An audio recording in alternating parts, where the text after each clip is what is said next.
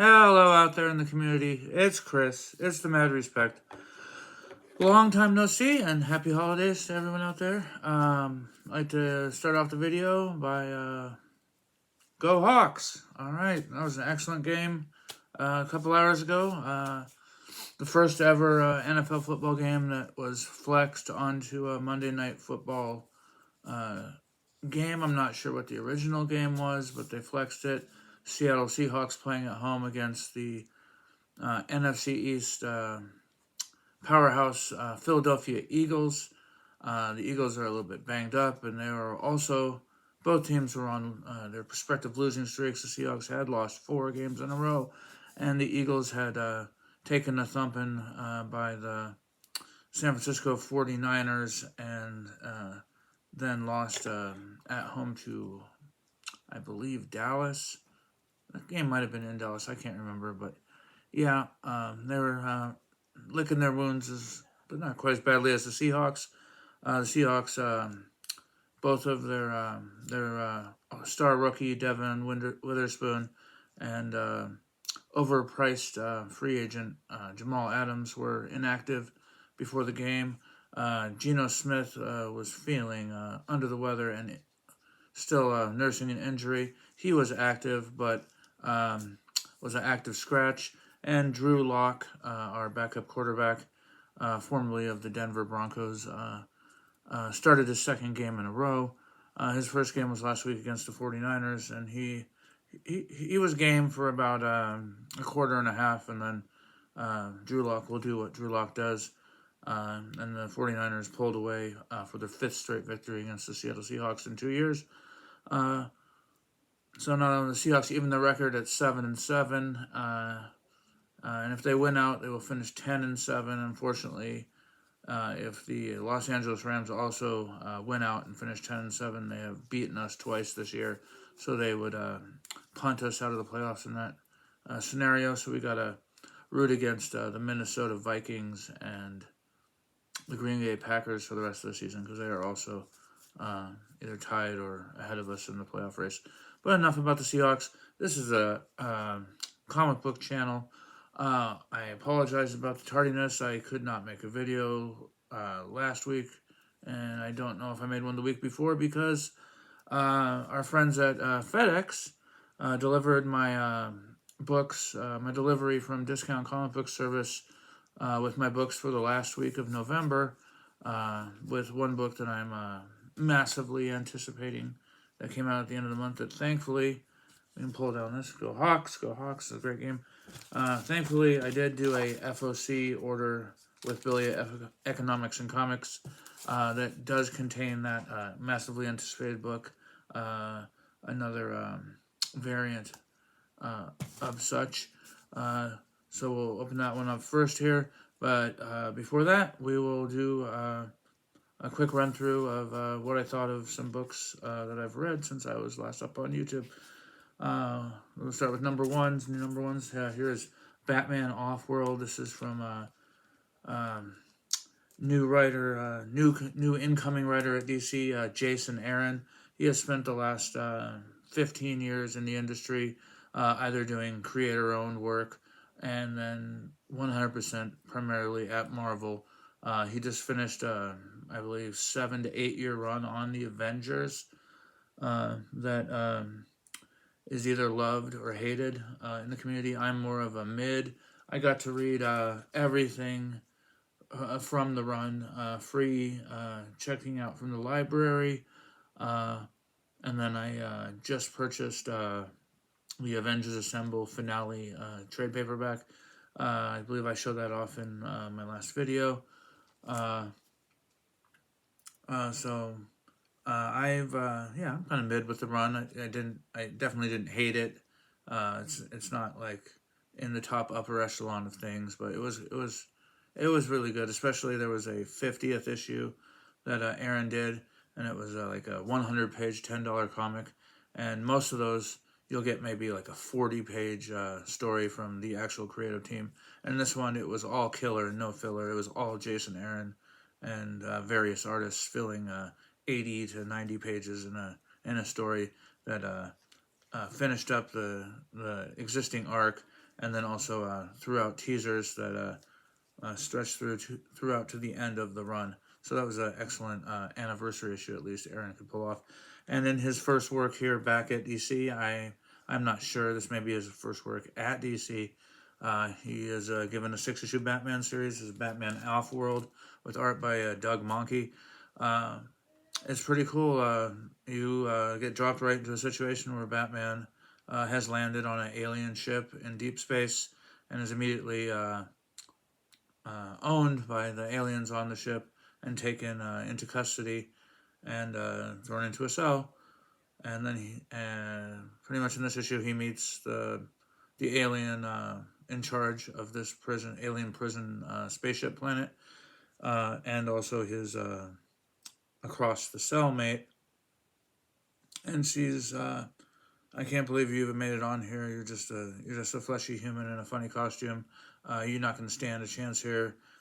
This basically, we're not just prisoners. We have like gladiatorial battles every day, and they're going to pick someone for you to fight very soon. And so then Batman has a little one-on-one with this alien, and then there's a flashback to the regular Gotham Mafia back on Earth. And this is taking place maybe in between Batman Year 1 and Batman Year 2, if I remember correctly. And so he's still learning and refining his Batman. He's not today's Batman who could go land on a planet full of aliens and just with his skills that he has cultivated have the advantage on them. This is not that point in history. So this alien who is running this alien spaceship, Batman had successfully beaten down a bunch of goons for this mafia, and he was about to take in the mafiosa himself to custody when this alien shows up, and the mafiosa is like, "We're hiring from out of town, and you're not gonna be able to lay a finger on this family of mafia anymore." And the alien proceeds to kick the whole living shit out of Batman there in Gotham. So Batman has gone into space in pursuit of this alien, and also to try to hone his skills in human on alien battle. So he makes a pact with his across the cellmate, who's the same species as Starfire, and he's like, just fight me. The whole time we're between these gladiatorial battles, I just want to fight you. And she proceeds to continually kick his ass over and over and over again. He's like, again. So he is training his body and his mind and his fighting skills. He's honing it all with this person, and in return for her helping him in this training, he is going to break them both out of the prison and have them both escape. So very good first issue. Looking forward to seeing how it continues. I like how it dropped you right into the middle of this action and just had a small flashback, maybe 2 pages of flashbacks to set up why he is there. So, all right. Another new number 1 in November was The Outsiders from Dawn of DC. This is by Colin Kelly and Jackson Lansing with art by Robert Carey. And this main cover is by Roger Cruz. So this is basically DC taking the property of Planetary, which they own. When they bought Wildstorm from DC, they bought all of the existing characters and such. And we're having Wildcats characters appearing in Birds of Prey right now from Kelly Thompson. And now we're using a new gender-swapped version of the drummer from Planetary. And this is basically Luke Fox and Lucius Fox, who is like the money man behind this version of The Outsiders, or Planetary. And Planetary was a great series from the middle aughts from Warren Ellis with unbeatable art by John Cassaday. And it was basically three characters. There's the drummer, this doctor guy, and then kind of the muscle guy. And one of them had ties to the Authority, which preceded Planetary. And they were uncovering the secret archaeology of the universe. So they would go and they would find like a giant dinosaur fossil, but in deep space. What is it doing on this other planet in deep space? Those type of planetary archaeological finds. And then, of course, they're heroes, so they would save whole civilizations in some cases. But the twist on the Outsiders now is this is Batwoman, Kit Kane, Luke Fox, Batwing, and the new female drummer uncovering the secret archaeology of the DCU in particular. So that's how that does. It was a good story that introduces the concepts excellently.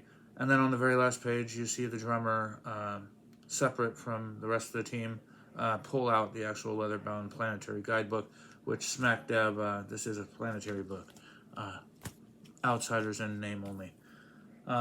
This is a new number 1. This is 301 of G.I. Joe, A Real American Hero.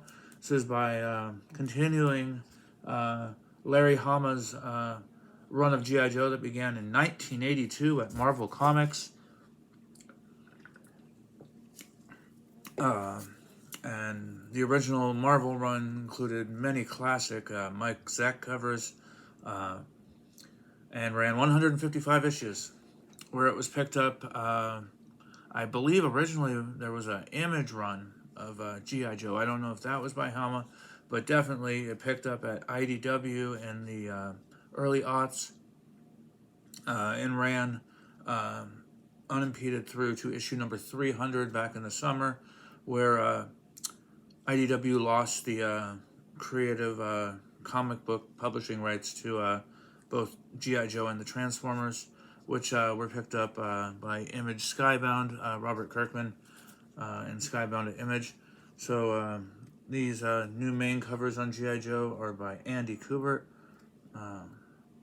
So it kind of echoes some of Zeck's G.I. Joe cover work. This is a straight up homage to G.I. Joe number 1 in the character posing and all riding onto a tank into battle. The Chris Mooneyham art inside is excellent, but I will say this is definitely a direct continuation from issue 300, which I have not read. So what I understand in here is that the Joes have successfully captured Cobra Commander and are planning an assault on Serpentor's giant castle island. And they are coming in on boat to breach the beach and then breach the castle and take Serpentor. Meanwhile, Serpentor is inside said castle with the Cobra scientists, and he's about to set off a dirty bomb. And they're like, this is completely a concealed building. You can't launch a dirty bomb. It can't escape. He's like, I don't want it to escape. I just want to set it off. And so, meanwhile, the Joes are heading, and then they feel they get some kind of radar confirmation that the dirty bomb is going to be deployed. Turn the boats around. So they're turning the boats around. In the midst of this, Cobra Commander gets the upper hand on the two Joes below deck, guarding him, and shoots and kills one of the minor Joe's father. He is dead, and on the next issue they show the same tank with a sheet-covered body on the cover, and that's his funeral, I suppose. And Cobra Commander escapes, and he's headed towards the island, and he doesn't know about the dirty bomb. But so the dirty bomb does, in fact, go off inside of this concealed, totally contained castle area, and the Joes are gone. They're puttering off in the boat, and they cut back to inside the castle, and Serpentor you see first, and he's a zombie, and he's like, I don't feel much different except I feel the need to consume flesh, and the Cobra scientists are also still alive, and they're zombified. So this was a dirty bomb that if it went off in a public place, it would create thinking zombies, or maybe just luckily Serpentor and these Cobra scientists have retained their own personalities, and they're not just mindless brains zombies yet. Maybe if this went off in a public place, if you're not a Serpentor, you're just a dude, you would just end up being a brain desiring zombie. So, interesting first issue. I was able to jump right in, although it definitely continued directly on from what came before, which I have not read. So that kind of pulled me a little bit out of it, but I am glad I got it. It's pretty interesting. All right, new number 1 from IDW, The Ministry of Compliance. This is by John Ridley with Stefano Raphael on the artwork. This is cover B by Ryan Sook, who's taking cover B duties on the run. That's my cover of choice for this run. This issue is all world building and character setup. These are humanoid-looking aliens who have taken over the Earth, and they are in control. They rule with an iron fist, and if you're found guilty of crimes in this version of America, you are guilty of non-compliance. And the Ministry of Compliance will come. The cost for being non-compliant is death. And there is quite a few funny cracks in this book. The main character is like, basically at the start of the book, a young girl has shown up after the initial battle where you see compliance and a whole group of people. She just basically beheads them all with her sword. And so this girl's like, I need to talk to you now. And she's like, do I know you? And are you even supposed to be here? That's what you should think about before you ever say anything to me. And then the girl's like, I just need to tell you, let me show you in the other room. And she goes in the other room and she takes off her top and shows off her assets to everyone in the room. And she has a little burnt-in birthmark under her breast, which classifies her as biracial. She has a human father and an alien mother, or vice versa. So biracials have primarily been put to death at birth because the compliance aliens, that's kind of no-no there, But if you have grown and you have survived that, there are uses for you. So our alien woman here finds out that there are people within the Ministry of Compliance who are like working from within to take it down, including a mole that they have discovered. And so she then wants to hire this biracial woman to kind of be a mole, because she can go into places on Earth and pass as human more readily than these people, because these people, you can tell even though they're human, you can tell they're alien, their eyes look slightly different, etc. But the biracials, they look 100% human, so they can get in places on Earth that the aliens can't get in as easily. So on the plane over, she's like, you're on my plane, you just kind of kidnapped me. What makes you think I even want to join this? You told me to get off the planet and F off, And the lady's like, I don't believe I use such strong language, but we need you now. And choosing not to join would be a act of non-compliance. She's like, so?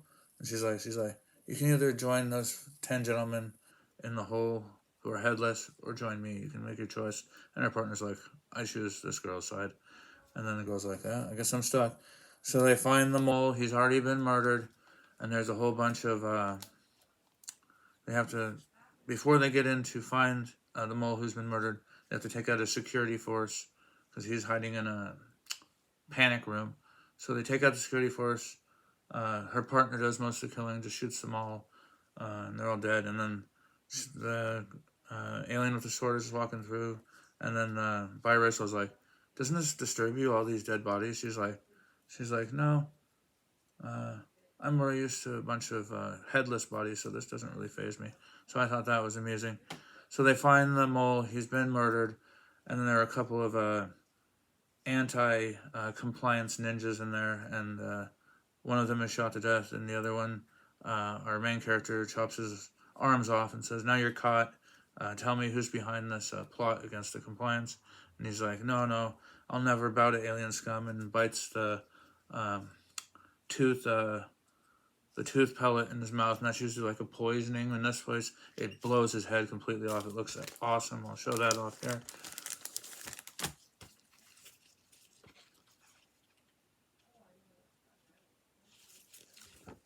he chomps down on the when he chomps down on his mouth suicide pellet. That is the effect. That's awesome. And then it also has the ever charming line of dialogue. Do you want to go into the bathroom and fuck? And our virus was like, did you say, do you want to go into, he's like, go into the bathroom and fuck. So they go into the bathroom together. He's like, show me your tits. She's like, no. He's like, show me your tits. She takes it off. He's like, okay, it's you. They haven't body swapped you with an alien or anything. And it's her boyfriend who is 100% human. No, actually, he's biracial too. Her boyfriend's biracial. They're both biracial. They grew up together, and they're kind of like friends with benefits. But he loves her. I'm not sure if she necessarily loves him. And he's like, so you got in. You're in with the aliens, and they trust you. He's like, good. Now we can move on to step 2 of the process. And she's like, so you don't have to worry about me. I'm so fucking cool. That's how the first issue ends. I really like the world building and new characters. Looking forward to seeing how it builds on from there, or if it's an ongoing or a mini series. It doesn't have a one of something on the covers or in the solicits, so it looks like ongoing maybe. Next up, I have a Kickstarter I backed back in the summer. I believe this was back in August. I backed this, and the book showed up here in November. This is Dwellings from Black Eye Books out of Canada. Familiar Horror from Within. So this is basically in the vein of Stray Dogs or Beneath the Trees, where everybody sees. Beneath the Trees. I think everybody's familiar with Beneath the Trees by now. So it's another book in that type of vein where you have definitely 50s or 60s homaged animation type artwork crossed with hard R horror content. So I got this. It definitely looked cool. The art is definitely inspired by Little Lulu comics, to me specifically. I was looking through to see what was being homaged here, so I took this type of art and I put it into Google for a comparison check, and they chose Little Lulu. But this is written and drawn by Jay Stevens. This is his book. It's 6-issue miniseries. You see there the cover price per issue is $6.66, which I find amusing. And then these were the original single issues out of Black Eye Books. 1 through 5 are reprintings. They don't call them second printings. They just call them next printings or something. And then the Kickstarter I backed was Dwellings number 6 in the first printing, which came with a bunch of extra goodies. I think there's a poster in here and a bookmark, etc., etc. I'm not going to pull out here on camera, but it's cool. It's definitely, opposed to like Stray Dogs or Beneath the Trees, this is like the most hard R type content mixed with this child-friendly art. In the first issue, this character is possessed by the ancient bird devil who controls all the crows in the world, and he eventually, as he's possessed, he finds he has to murder or find dead things for all the crows to then feast on, and so he's become their emissary, and he's killing friends of his and teachers and other people, and at the end, he's about to kill his girlfriend, and the police officer character who you've seen throughout the issue catches up with him as he's about to commit the act, shoots him to death, and he falls out the window, and he's then being feasted on by the crows himself. And then the kicker of the issue is, at the end, you see the police detective doing paperwork at the desk, and you hear the birds out there going, "Ka, ka, ka, ka." And then she looks up and out the window, she's like, "Yes, I know, guys. She is also part of this whole thing. She the reason she shot to kill this guy and had him fall out the window is because she also has to feed the crows. So that was very interesting. This is definitely the highlight issue of the series. This is this young medical student, and throughout the issue, she's texting with her teacher, and she's trying to come up with an idea for her research paper to pass the class. And she finds this guy who had a head injury. She finds he's discharging from the hospital, and he's after the head injury, he woke up with a German accent, and you find out that where he had the head injury was the home of a German notorious serial killer who had been put to death, murdered at the. So this is kind of a takeoff on Shocker in a sense. A murdered serial killer can jump into bodies, etc. But this guy is definitely possessed by this guy, and she's trying to get anyone to believe her that this is going on. The police don't believe her. This detective lady, I don't know if she's probably not in on this one, but she's definitely in the thrall of the crows. So she's not a reliable policeman, obviously. So no one believes her. No one believes her. She gets to the end. She finds the guy. He gets the drop on her, and on the last page, she's strawn up to be drawn and quartered, and she's like, "I could never get anyone to believe me." And it has like Cthulhu vibes, etc. towards the end. Definitely, poor lady. She tried her best, but she didn't make it. And then the other cool thing is there's a little backup.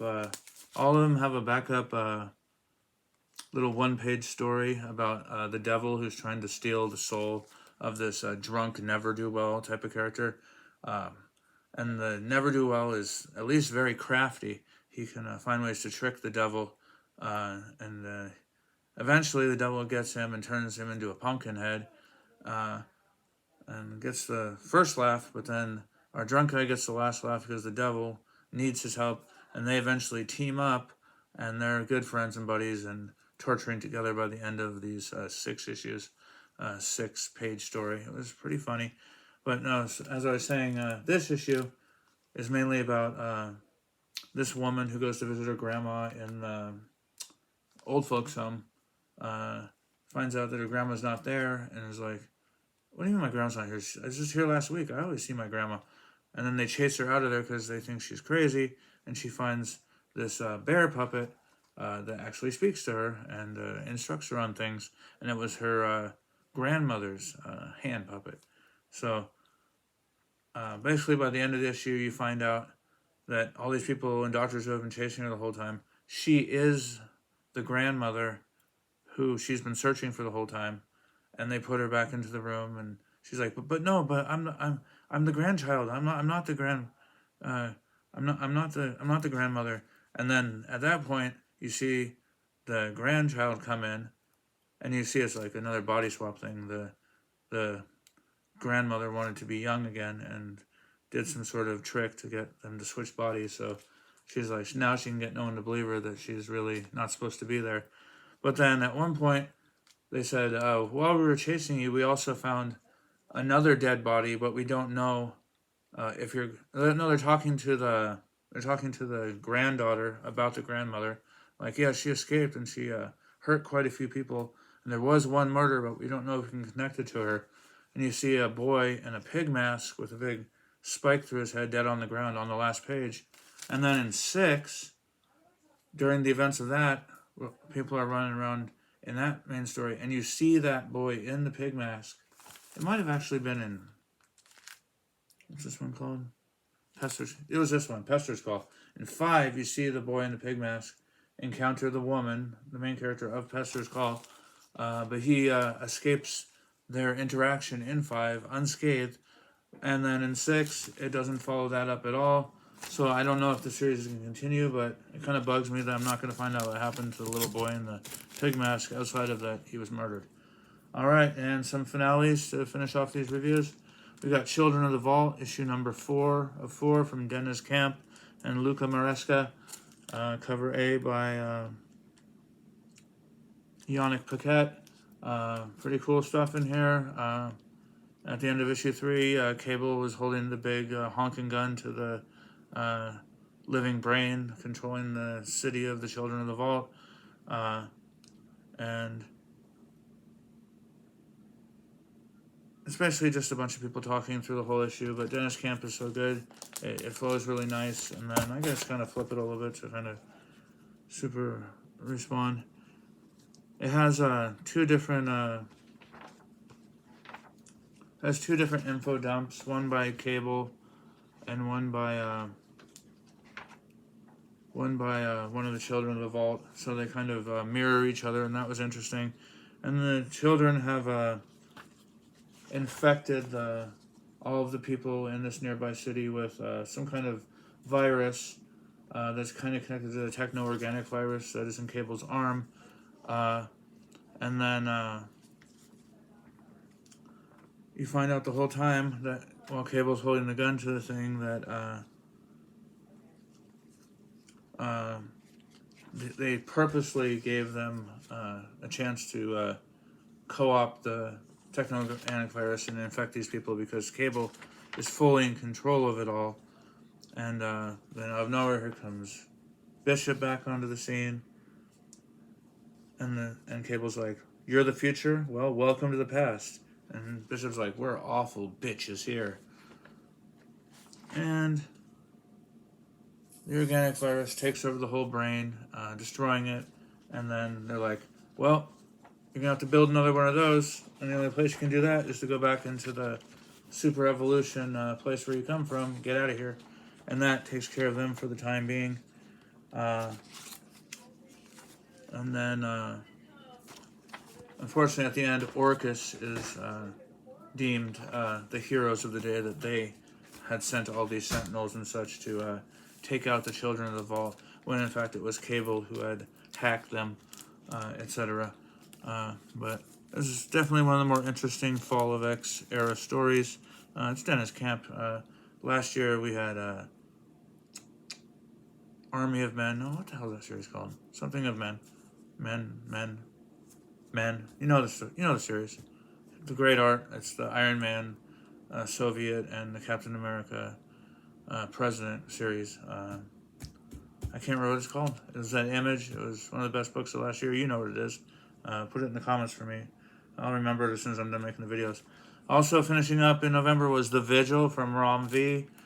This has a fill-in artist for the final issue of Devmalia Pramanik. It doesn't really pull me out of the story. But this one's excellent. Basically, throughout issues 4 and 5, the villainous character has managed to pick at the seams of the team to the point where they distrust each other. And now they distrust each other, and now they've all split up. And so now the villain's coming in for the final swoop here. Yeah, so he's like, "I've won, just submit and it's over, you know." And the main character is this little boy guy. He's like 8 years old, but he's a super genius. He's kind of like the little boy from Umbrella Academy in a sense. But he's like, "Well, I'm gonna tell you why you're wrong here, because we've won." And he goes on and he tells him all the different things he knows about each member of the team. And then he's like, and the guy's like, "Well, I've won, so what's the point here? The point is they're all here, and we're about to beat your ass. Game over." And the team appears behind him, destroys all of the henchmen and the minions. And so now the main villainous guy is in his remote location. They're like, and there's something about to knock on that door, and you're done. So that was an interesting way to end the series. And I hope it does have a continuation. Continuing series. This one's for Rock and Robbie. This is Wonder Woman number 3. Rock and Robbie's review. Wonder Woman walks into a building. I don't think he read it. Wonder Woman walks into the building to obtain intel that Steve Trevor leaked to her from Sergeant Steele deliberately to get her to come to the office building. So she walks in, says, "What floor is he on?" And he's like, no one can see him, and he's looking down his paper, but he looks up, he's like, oh, it's you, he's on that floor. So she's going up, and while she's going up, she has to fight off various government agents just to get through to it.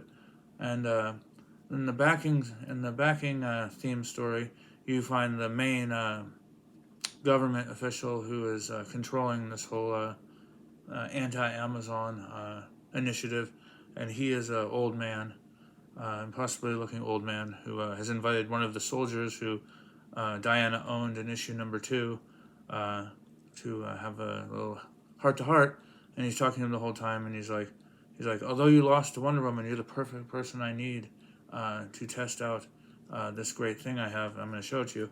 And he shows him the Black Lasso, or Lasso of Lies, which you have seen Wonder Woman Jr. wearing in the preview story back in Wonder Woman 800. I think she's Trinity. She's called Trinity. And this story also has a backup issue where Damian Wayne and John Kent are babysitting Trinity. It was an entertaining backup story indeed. I think it was this. I think it was this issue. It actually might have been Nightwing, actually. I can't remember. I know that you are seeing Trinity in backing stories. It has to be this one, right? Yeah, there's Ortega. It's this issue. So as the story takes place in our past, but in this story's future, of the girl with Damien and John.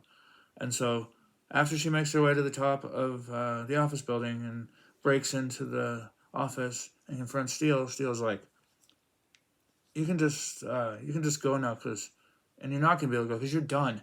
Because I have a group of 250 soldiers coming up those stairs. And each one of those soldiers has been trained to disarm and defeat the entire Justice League. Not just you, every member of your Justice League. You cannot control this threat. You cannot withstand this threat. I want you to stand down now. And Wonder Woman calmly says, all right, so you have an army coming up the stairs. And I, click, have an invisible jet. And it becomes visible with giant honking guns aiming into the building. She's like, ask them to come in the room. Ask them to come in the room. And he's like, what do you want? And she's like, you have a piece of intel for me. Steve sent me in here. I need to know what that intel is. And so, cuts back to the story with the soldier and the old man with the lasso. They're both holding the lasso. The man's telling him, you feel like a big piece of shit because you lost this battle. You feel like she ripped your balls off and you're not a man anymore. You can hardly live with yourself, can you? And it's possessing and warping this man's mind throughout. That's the power of this Lasso of Lies. You can basically tell somebody what you want them to do, and they will do it. So on the last 2 pages, you find out the intel that Sergeant Steele has for Wonder Woman is... we've been doing a lot more research on that Amazon who murdered all the men back in issue 1. As we all knew, she is an Amazon.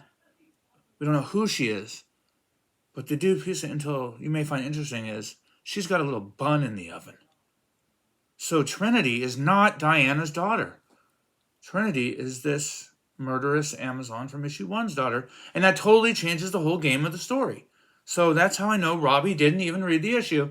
And then the final capper to the issue is you see the soldier who had touched the Black Lasso writing his suicide note and canceling himself in bed. And then the note basically just says exactly what the old man said. I don't feel like a man anymore. Diana deballed me and I can't live anymore. I'm sorry, goodbye. So it's a smear campaign against Diana specifically using the Black Lasso. So I read other people saying this was their favorite issue of that week. But then it just bugs me that I can definitely tell some people aren't reading their comics. And last, this awesome connecting set for Dracula, Universal Monsters #2 from James Tynion IV and Martin Simmons. This is definitely one of the best drawn comics of 2024. The whole main story takes place in the moments in between the scenes you see in the movie Dracula from 1931, and is telling the story of the characters and what happened in between those scenes. In the first issue, they are about to medicate Renfield to try to stop his madness. And this one picks up just basically all at a party where Dr. Seward meets Van Helsing for the first time. And at this point, Lucy is being taken by Dracula. And on the last page, Lucy looks suspiciously like Renfield as well. The all-white face with the black mouth and the blood-red eyes. So, excellent continuation. I know it's not going to fail. I know it's not going to not stick the landing. Tinian has obviously been spending a ton of time on this during the year to make it perfect, and it is just simply perfect. All right, that took how long it took, like it normally does. But all right, let's kick off this week's unboxings with FOC pre-order from Economics and Comics. Thank you, Billy. Today was the final FOC for 2023. For anyone who's interested in ordering comics for next year. Unfortunately, I got a message from a discount comic book service today saying that a couple of comics I ordered have been canceled. In this case, both of them, they solicited on the pre-orders at cover price the 25 copy ratios. And when that happens, they have to cancel my order for said issues because they can't give a 25 copy ratio at cover price. That I understand. What I don't like is that one of them was Captain America, and the FOC has passed for that issue, so now I'm going to have to A, grab it on release day at the LCS, or make another pre-order with Things from Another World for that week. For that month, I guess it would be, because it's monthly shipping. So that is February. So I'm going to have to find some books I've missed in February and make a smallish order for discount from Things from Another World. And that sucks, because FOC passed 2 weeks ago for Captain America #6, which is a bummer. And I just don't want the A cover, which is, I know, the only one they're going to order at my LCS. I want the Dyke Ruan variant. It shows Captain America riding a motorcycle into a big lion head in Wakanda. And that is an awesome cover. And I definitely probably would have picked it had I not had the option to pick the David Marquez variant, which was at the time sight unseen, and at the time not a 25 copy ratio. But now it is, and now you can see it. It is a pretty cool cover. It's him parachuting out of warplanes back in the 40s. Pretty cool cover. I definitely would take it if it was not a ratio, and I would definitely I'm definitely going to have to get it to read. So I guess this isn't the one with the most anticipated comic in it. This is a couple of new number ones. Holy Roller #1 from co-written by Andy Samberg of SNL with the great Rick Remender, with art by Joe Troman. Oh, no. Maybe the art is shared by Joe Troman and Roland Boschi. I guarantee this is written. I guarantee this is all Roland Boschi on the art. He's too good an artist to have to share, I think. Let's see. Yeah, okay, I guess Joe Troman is a third writer on, so it's co-written by Andy Samberg, Rick Remender, and Joe Troman, with art by Roland Boschi, and cover A is also, the cover A's are also by Roland Boschi. The cover B's are all pretty fucking badass, but they are all also 1 in 10s, and DCBS charges a double ratio for 1 in 10s, and more often than not, I'm not going to pay that double ratio for 1 in 10s, except for the American Psycho business card covers, which unfortunately, the first issue was a ratio, 2 and 3 were open order, and then 4 and 5 are back to ratio. So I'm just going to eat it on those last two business card ratios, because I like them. And the second new #1 on that FOC was Thunderbolts #1. This is the variant edition by Carmen something. I'm going to have to open this all up because it doesn't even show the creative team on the cover because it's a ratio. So Marvel has upped their comics to $4.99 standard cover price per 32-page issue. But thankfully, they have also upped the cover stock to match the extra dollar. If this was still toilet paper cover, I would be really pissed to have to pay $5 for a Marvel. All right, this series is by. This series is also by Colin Kelly and Jackson Lansing, who are doing the aforementioned Outsiders, which I really enjoyed. The artist is Geraldo Borges, who has been doing, I believe he's been doing all those mask variants for Radiant titles at the Massiveverse, if I remember correctly. He's definitely doing interior art on Massiveverse titles too. And this cover is by Jose Maria Casanovas. That's a mouthful. Jose Maria Casanovas. This is a connecting cover set that will run. I believe this is a 4-issue miniseries. Does not designate miniseries on our first issue here, but this is going to be 4 or 5. Marvel is probably 5. Marvel is more notorious for 5-issue miniseries, but here's Winter Soldier socking out the Red Skull here. So the conceit of this series I've heard is, I did read the first trade paperback of Jackson and Lansing's Captain America run, which introduced a new group called something I can't remember. It's basically all of the super elite businessmen in the world who really run the United States. And they claim to have created the original Captain America shield, and they're trying to sue to reobtain the shield from Steve Rogers. And when he obviously isn't going to give it back, they send people out to get him. And by the end of the story arc, you find out that Bucky has been working on cross purposes against Steve to get his own intel to get and to meet this group of these super powerful men to assassinate their leader and take over the head of this organization so that he can kind of like run it and also skew it more towards the good.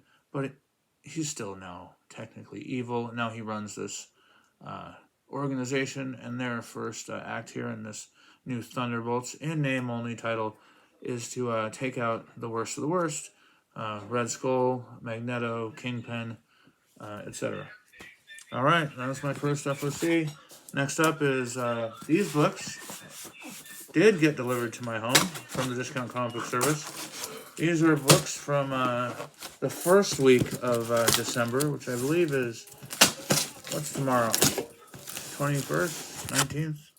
Tomorrow's the 19th, so 20th, so 2013, 7, 2013, 6. December 6th. These are books that came out on December 6th. My pre-orders for the week of December 6th, 2023. So as I mentioned before, my last week of November comics got delivered to the wrong address. I tracked down the address using the delivery photograph.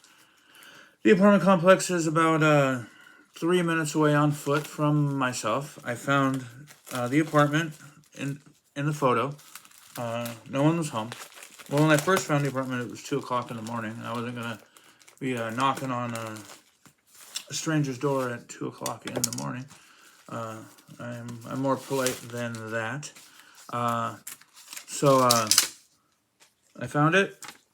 It was clearly the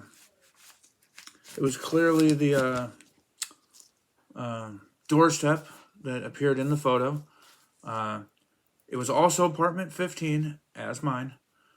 So I was 100% positive that was where they were delivered. So 2 o'clock in the morning, I'm not going to knock. So I get up the next afternoon. I go over there and I knock around noon. No answer. I'm like, that's okay. So I go home, I do whatever else I do, and I leave for work around 3:45. So I leave about 3:30 so I can make a quick stop and knock again. So I go, I knock again. It's clear nobody is actually home at the apartment. And I'm like, all right. So I work, I come home. It was my Friday on that Sunday. And then I woke up on Monday after coming home from work. I work a swing shift, 6 p.m. to 2 a.m. And I get home from work early a.m. So then I usually come home and I take a nap. So I woke up. It was like between 3 and 5 at some point. So I went to the apartment at that point, and I could tell from a distance that clearly people were home this time. I could see lights through the shades. Could see lights through the shades. I could hear people. So I could give a good loud knock. Step back. I'm a polite person, and the woman opened it just enough that I could hear her, but not actually see her. And I went, "Oh, hi. I hate to bother you, but I had my package delivered here over the weekend on Saturday. I live in apartment 15 up the street. Your apartment 15. The photo matches. What?" She's like, "Oh no, I was not home this weekend." And I'm like, "Was there a package waiting for you when you were home?" She's like, "I know nothing about the package." And I'm like, wait, I will take your information and I will talk to my postman. And I'm like, okay. So then she closes the door on me, comes back, opens it, that little tiny crack again. I give her my phone number. And then at that point, I found the address, took all my information, sent an email to Discount Comic Book Service saying it got delivered to the wrong apartment. They're saying they don't have it. Can you contact FedEx for me? And their email, which when you email a Discount Comic Book Service, you should expect a 48 to 72 hour wait before you receive a response. And if you send them an email on the weekend, good luck seeing it until Wednesday. So it did only take them 48 hours this time to contact me and went, we're sorry that was delivered. Your photos prove that it was delivered to the wrong address. We're going to repick it and send it back out. Let us know if the original package arrives. And so later that day, sure enough, they already had it picked and out for delivery. And I'm really surprised because I had variants in there. Not all cover A's and not all really popular titles for the most part, but they were able to repick the entire order, which is kind of strange to me because when I had my damaged order in October, and they said we'll try to repick some of those issues for you, they said, oh, we have no extra copies of any of that. So that's weird that back in October they had no extras, but now my entire order in December they're able to repick it book for book. That's fucking strange.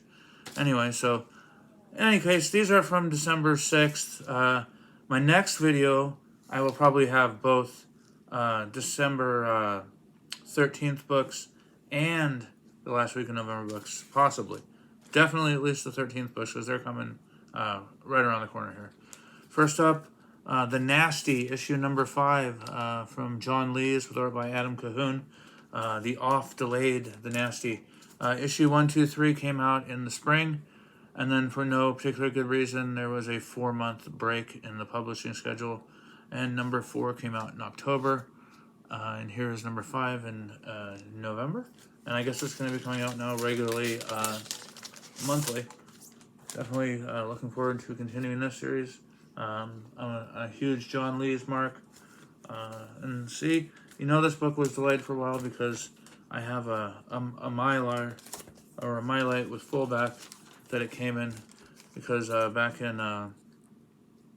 4 months ago I did a couple months where I had my half of my order come in these, so I could repurpose these to rehouse my classic Uncanny X-Men collection in the best looking quality in a box in the future.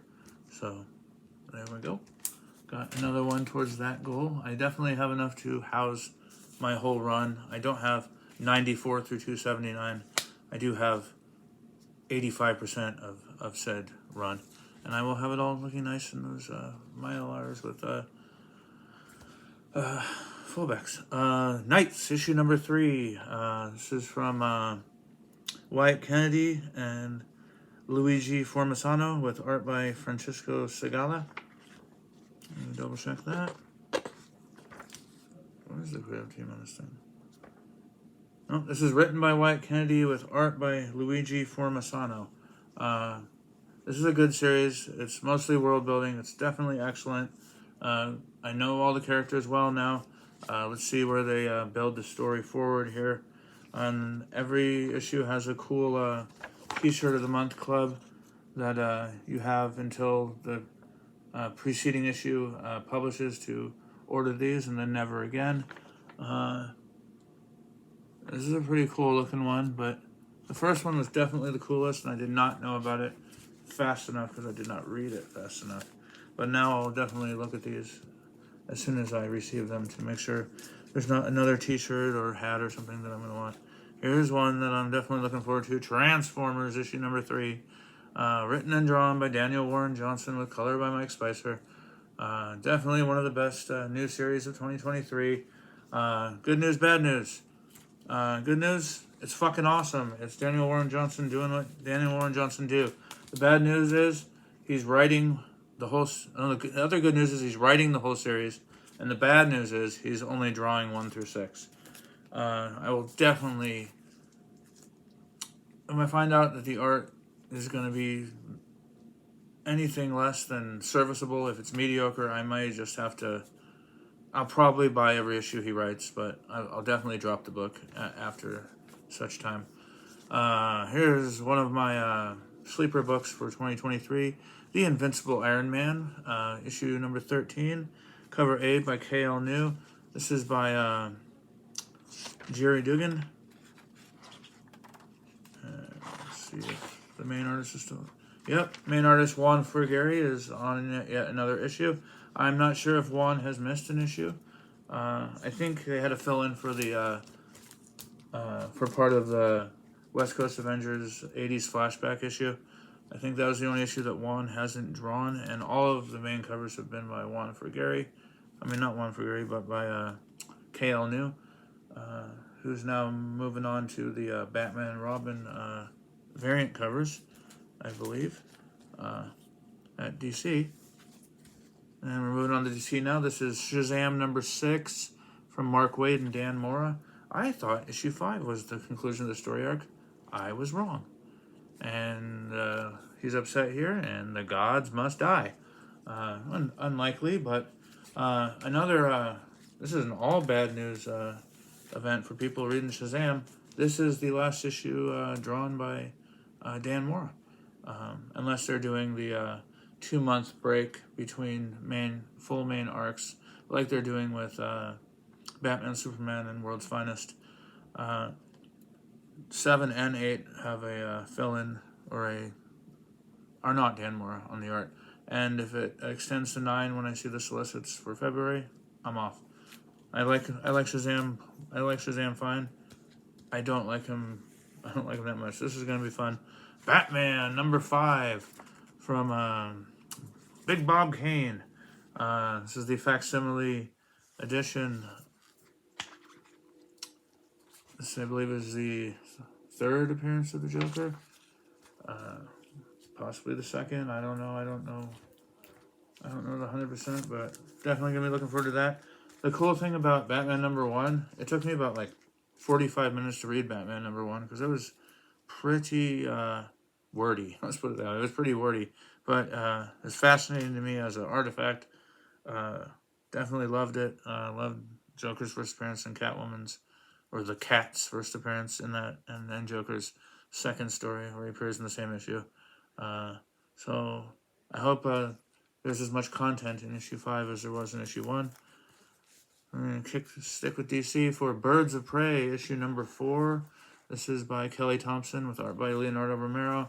And according to some channels, the worst coloring of the year.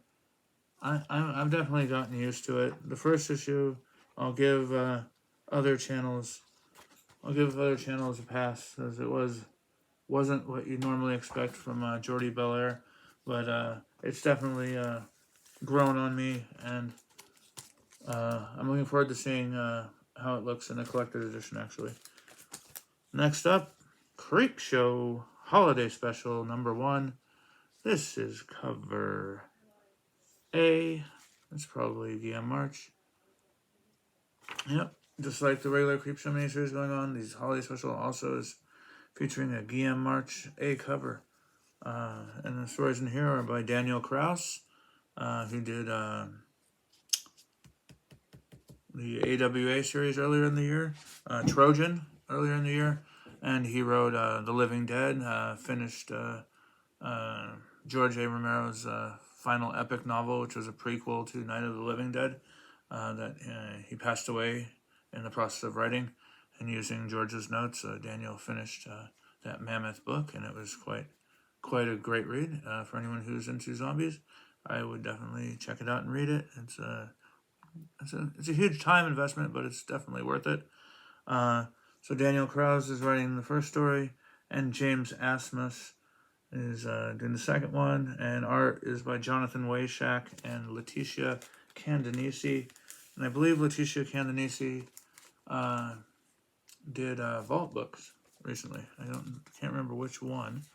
Here's an awesome one. Here's The Sickness, issue number 3 from Uncivilized Books. This is Variant B, and Variant B is by Troy Nixie. Not 100% familiar with Troy Nixie, but I do like this cover art. I do like that it's a black cover. I like all black covers. Anyway, awesome. I loved issue 2. Number 1, what kind of got you into the story, but I loved issue 2. All right, here is The Nasty. This is cover A by Cahoon and Russell. So that couldn't have been cover A on the other one. I lied to you guys. Where's my Nasty? It was the first book. This is the one I showed you earlier. This is cover B by Sally Cantorino. Sally Cantorino, who did the art on... She didn't do the art on that. I'm lying about that too. Sally Cantorino, who's been doing all the B covers on The Nasty. For John's run here, this is cover A by Adam Cahoon, main series artist. Yep, I'm definitely a huge John Lee's mark. I get all up and over covers. And speaking of John, he is coming to Emerald City Comic Con in February, and so am I. I will be there on Thursday, February 29th, I believe it is. And John has said he's going to appear all days, and I hope that remains his schedule, because that's the only day I can take the time this year. So I'm looking forward to meeting John. And if you end up seeing this video, John, and make it to the 1 hour and 3 minute mark, I'll see you in February. All right, next up, Batman, issue number 140. This is cover B by David Finch, or is it a different cover? This is cover D by David Finch.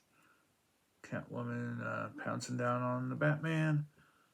I try to get the I definitely always get a cardstock variant for Batman. I've been doing it since I started during the Joker War, and I collected back with all the Matina covers, collecting back to the beginning of Tinian's run.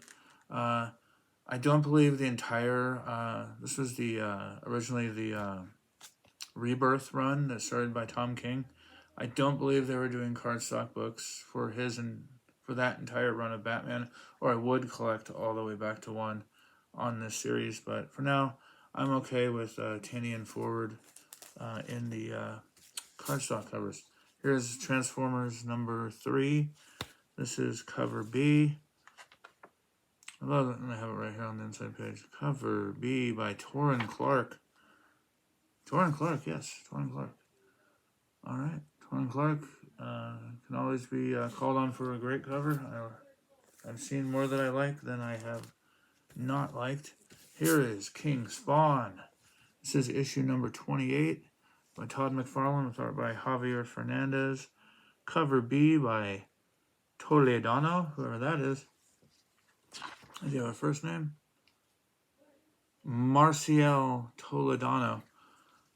Marcial Toledano, a new artist to me. I love the chains. I love the vibe of said cover. I always pick Spawn covers based on cover art alone, usually. I dropped off of King Spawn reading-wise issue 6. But the good thing is I still have them all, and it'll give me a big long day of reading someday in the future. Here comes up the finale of Quicksand. Quicksand number 5 by Jonathan Hedrick with art by Lancianese. Deborah Lancianese. Deborah Lancianese.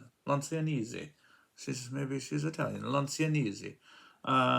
This is at Scout. This was originally a Kickstarted book, picked up by Scout. I've enjoyed the run so far. The last issue found out interesting information about the aliens' homeworld, which is under the earth. Looking forward to seeing how it concludes then. Here is Amazing Spider-Man, issue number 39, and this is going to kick off the gang war, and I cannot read it, because what really kicks off the gang war is Amazing Spider-Man Gang War Force Strike, which came out the last week of November, and I'm still waiting for those books because they delivered them up the street, and I'm waiting for my repicked box. But this is the cover C foil variant by Patrick Gleason. Marvel does a pretty decent job on foils. I think DC does it better, which you're about to see.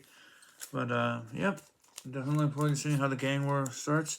This got, like, pick of the week at Lost in Comics, if I remember correctly. So I'm definitely looking forward to seeing how it kicks off.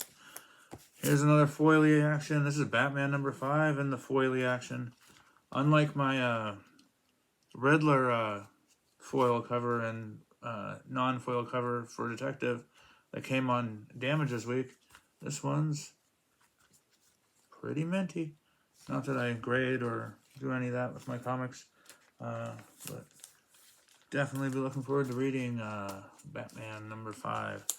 As I said before, here is a new series starting this over at Dark Horse now. This is Star Wars: The High Republic Adventures, Volume 3, Number 1. This is cover B.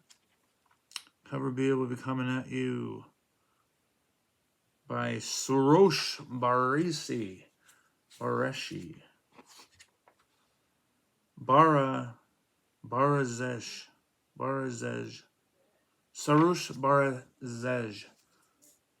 That's an interesting name. Yep.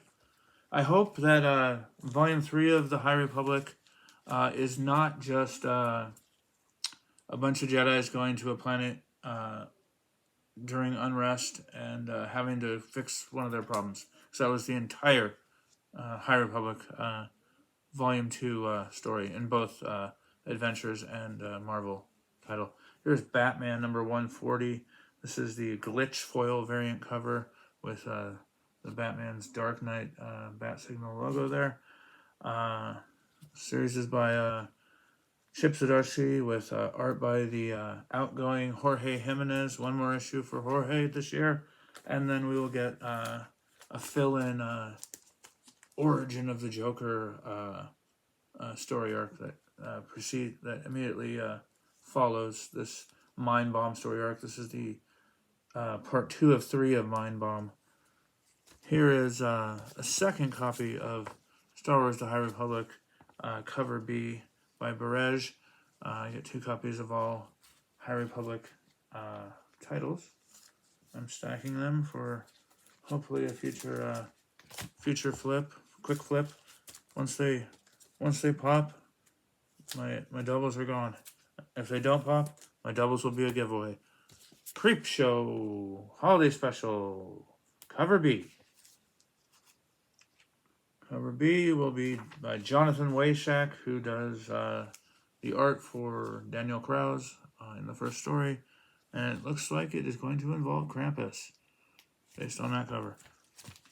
Alright, one more book for a box for week 1 of December. The Sickness, cover A by Lonnie Nadler. I don't think it's going on there. Jenna Cha. Yes, cover A by Jenny Cha. That's pretty crazy looking. That's I thought it was supposed to be Mount Rushmore for a second, but it says 11th Annual Lumberjack Day. I don't know what all these heads are about coming out here. But there's the kite up in the sky. It looks like a nice, pretty day. Crazy. That is a crazy cover. All right. Let's finish off the video with a second FOC pre-order from Billy, Economics and Comics. If you get X amount of books in the week, Billy will send them to you in this nice Gemini comic supply box.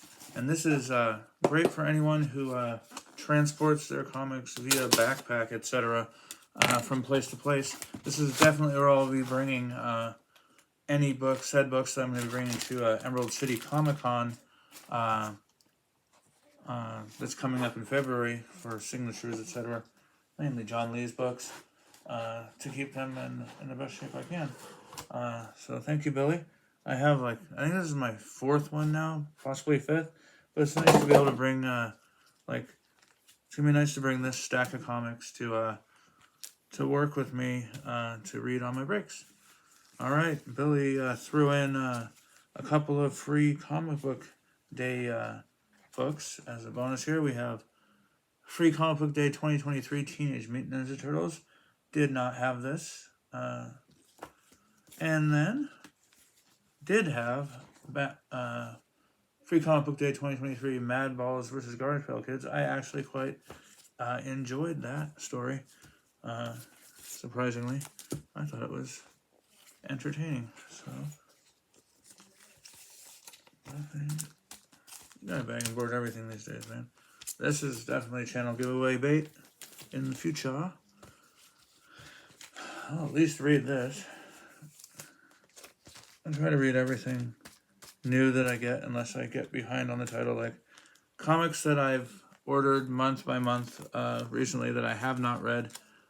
Pretty much all of like the McFarlane Spawn. I haven't read The Scorched. I'm missing a couple issues of Scorched. I need to get those. I haven't read The Scorched or King Spawn, and I dropped off Gunslinger Spawn even, especially because Brett Booth stopped the title. All right, here we go with this FOC order. This is, let's see if I can get this to show up on the screen. This is Titans Beast World, issue number 1. DC is bringing back the lenticular cover for this series. They were allocated, not guaranteed, but Billy got them all in, and it looks awesome, and I'm pretty happy about it. I did order number 2 and 4 through 6 from Discount Comic Service, but I didn't realize it was a weekly or a bi-weekly series, so I had to also order the number 3 lenticular from Billy on that FOC, so that'll be coming up later in time. Looking forward to see how Beast World kicks off. Here is my most anticipated comic of the video of the month. Something is Killing the Children, issue number 35. It concludes our second 18-issue story arc at the Corral, the New Mexico small town run by small town cops, run by small town cops, etc., and being stalked by Cutter from the House of Cutter, and the rest of the House of St. George have sent Cutter out to eliminate their problem with Erica, and trying to take down a duplicity-type monster that can take the shape of anything it's seen to get close to its victims before taking a bite, and it will manifest the thing it is most terrified of after seeing said thing, and the thing that the duplicity type is most terrified of is Erica. So right now it is looking like Erica.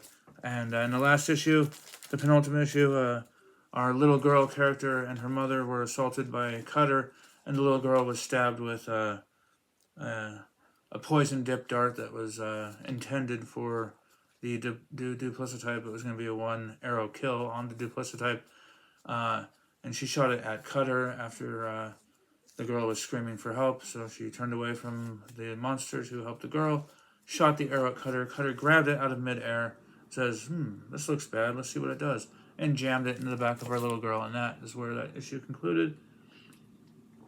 I cannot wait to see what happens in that issue. After I press end on this and start the upload, I'm going to pick it up and read it. Next up, this is Something is Killing the Children, Pen and Ink, number 1 in the second printing. I'm surprised it went back to print, to be honest. So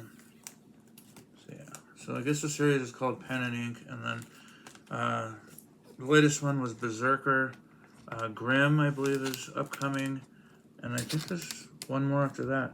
But there was this, there was Layla Starr, there was Berserker, and then Grimm. I want to see what variant this is. This is a foil variant, cover C, second print. That's not good. I hope I didn't tear any foil off the cover. Anywho, ooh, that's not good. What happened there? Hey Billy, I love you, man, but buy a roll of thin painter's tape. Your customers will thank you. So this is the foil variant, cover C by Werther Dell'Edera. Up next, we have cover A to the second printing of Pen and Ink, Something's Killing Children. This is a black and white reproduction of the cover art for number 5 of Something's Killing the Children, which for a while there was one of the more expensive back issues on the secondary market. I paid north of $200 for my copy when I finally bit the bullet. I think it's dropped down considerably since then, but it was the last one I needed to complete my run. So yes, this is cover A. So this is the main. I didn't even know these were coming out. The discount comic book service didn't offer these at FOC. Thank God Billy knew about it and did. This alone is the reason I got these extra printings on that particular series. And here is cover B, which is a, I don't know if it's a UV spot, but it's, yeah, Pen and Ink. It's pretty cool. I like it. It's the Order of St. George, all black on white. This would be a cool one to get a little remark and autograph on, for sure. Or this one even, you could get some kind of remark in here and all this, and the signature and all this empty space. Pretty cool. Okay, second to last, we got a couple of UV spot. I don't know how these go. Guessing. Well, this one looks like it goes like this. So he put them in. He even put them in the dealer. Nope. I'm holding them both wrong. They came weird. One was upside down. It says the Cutter Mask UV spot FOC reveal cover. Pretty cool. I've been liking these. I think they did White Mask, Black Mask, and now Cutter Mask. Pretty cool. And here's the finish up. Here we got the Stuff of Nightmares glow in the dark variant by Jenny Frison. This is cover E. Cover E, Jenny Frison. Unfortunately, it looks like the only glow in the dark is up here. If you can see that at all. Look at it here. Kind of see it there. Just the logo looks like it's going to glow in the dark. It does look around Santa Claus head. There's a little raised area. I'm definitely going to stick it under a lamp for a bit and then go in the bathroom with it and see what I can see, but it never shows up well on a YouTube video. I did the Geiger number 1 glow in the dark, and of course I dropped my whole setup and had to restart the video and edit it all together at the time when I made that video, and then at the end you could barely see it in the video. So I will not be making an edit and trying to show you this one. Just take my word for it. It is glow in the dark. It is Jenny Frison. This is R.L. Stein's Stuff of Nightmares Sleigh Ride, written by R.L. Stein. with art by Plus Bach. Let me see if it looks different inside. P.S. Bach. Illustrated by P.S. Bach. And colored by Francesco Segala. And I saw Francesco Segala's name on quite a few books we've already cycled through in this video. So if you wondering who colored a lot of those books, and when you saw the name on the cover, if it was Segala, it was Francesco Segala. Big boom FOC pre-order here. I believe they were all boom. Is that all boom?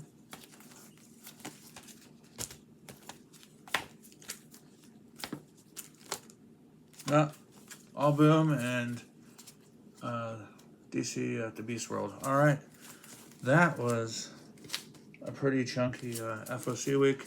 I think I have one other pretty chunky FOC week that I did. I think week before last. I didn't do any FOC pre-orders for the last two FOCs because I did my due diligence with the Discount Comic Book Service and knowing my books ahead of time, and there were no extra printings that Discount Comic Book Service didn't also offer the past couple of weeks, so I was able to just order them from them. I love Billy and all, but shops like Economics and Comics, or especially Things from Another World, are a last resort type of thing when I'm ordering my comics, like just to catch all, anything to catch all. Like, how did I miss that? Or this series now looks interesting to me when it didn't on 2 months ago when I ordered everything else from Discount Comic Service. All right, I got it in under 90 minutes this week. I love all you out there. If I do not get my video up on Christmas Eve, I'm gonna film it on Christmas Eve because that's my night after work where I get home earlier, and then I have dinner and film a video after work. So I'll definitely film it on Christmas Eve. It may not actually post until later, but in that case, if not, Merry Christmas, everybody. Take care out there in the community. Let's look forward to a kick-ass 2024 coming up. Looking forward to meeting John Lees. Looking forward to Sync Monsters, which is about to kickstart. I'm just looking forward to more from all of you. Thank you, Lost in Comics, for last week's Best of 2023 nomination show. I put my votes in based on those options. Some of them were also my picks, and some of them weren't. But I picked based on what I have read. In some categories, I had only read one thing, so I had to pick it by default. But yeah, and thank you to all my favorite channels out there. Thank you to Brian McClay and Beyond Wednesdays, Ben Stein at the House of Stein. Thank you to Rock and Robbie, Bueller. He commented on my very first ever video and welcomed me to the community. I always appreciate him for that. I miss his Monday BS sessions with Bullseye Bob. What other channels do I like? I like them all. I watch so much stuff. After I read Something's Killing the Children, while it's uploading, I'm gonna watch Cover Lovers on Nearing Nerdvana.